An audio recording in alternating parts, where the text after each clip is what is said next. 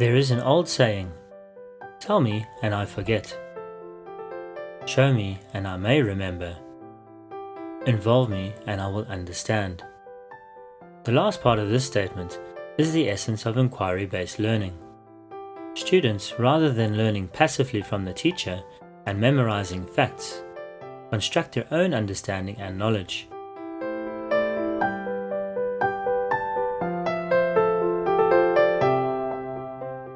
The concept of inquiry-based learning is something that all of us experience throughout our lives. Growing up, children are continually asking questions in an attempt to make sense of the world. We all want to understand the world around us or try to figure out how it works, and we do this by asking questions. For example, how are engines able to make cars move? Or why is the sky always grey in Ireland? It is our natural urge to inquire, and during this process we are continually thinking in order to make meaning. Essentially, inquiry-based learning starts with a question.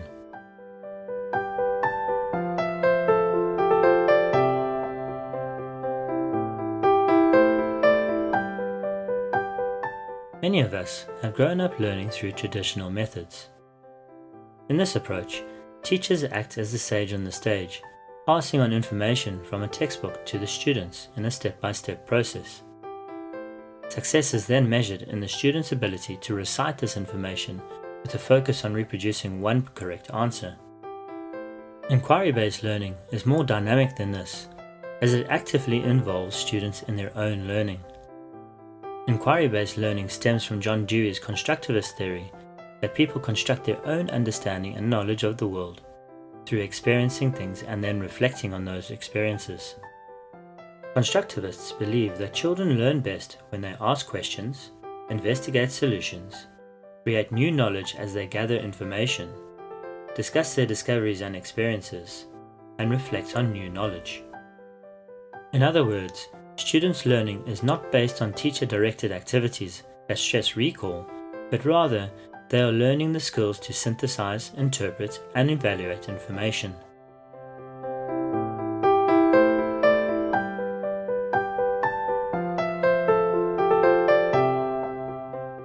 In an inquiry teaching approach, the teacher acts as a facilitator of the student's learning rather than the provider of information.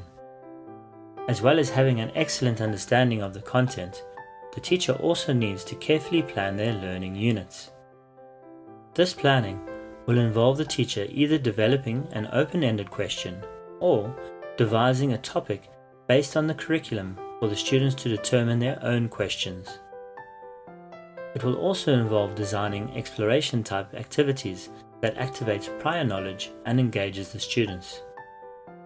Typically, the lesson will start with an open-ended question devised by the teacher, the students, or sometimes both. Through the use of carefully planned activities, the teacher will then encourage students to discuss the question and search for their own answers. It is during this process where students gather resources, do their own research, and synthesize the information. They then present and share their findings. Finally, the students will then need to be given the opportunity to reflect on their learning.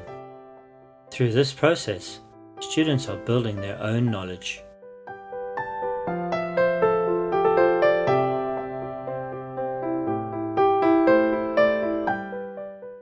Naturally, every class is different, and the approach of the teacher will vary according to the ability of the class and the topic.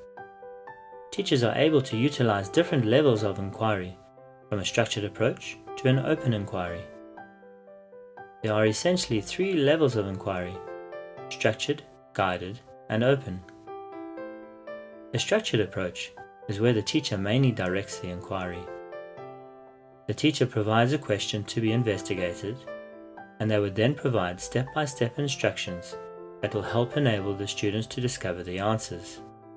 These kinds of inquiries are important because they enable students to gradually develop their abilities to conduct more open-ended inquiries.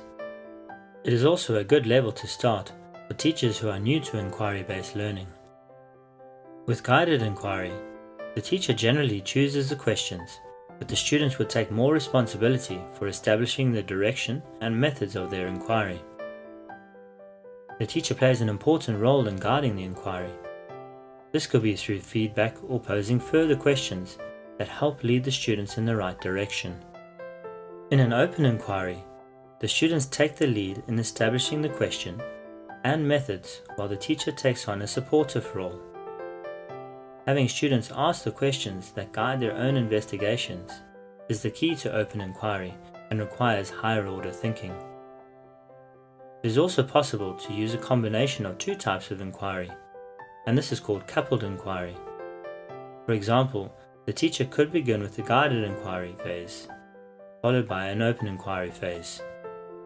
If the teacher understands the different levels of inquiry, then they can vary the learning experiences according to the needs of their students.